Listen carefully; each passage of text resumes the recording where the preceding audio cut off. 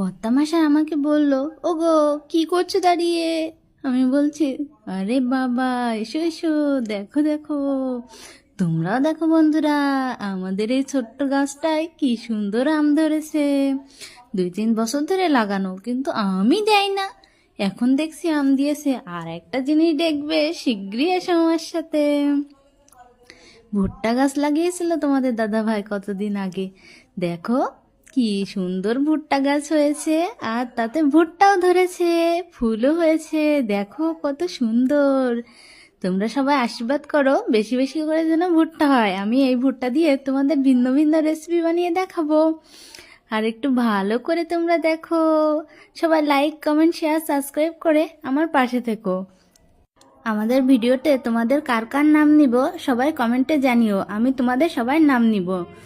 তো এখন ভালো থাকো সবাই, টাটা বাই বাই।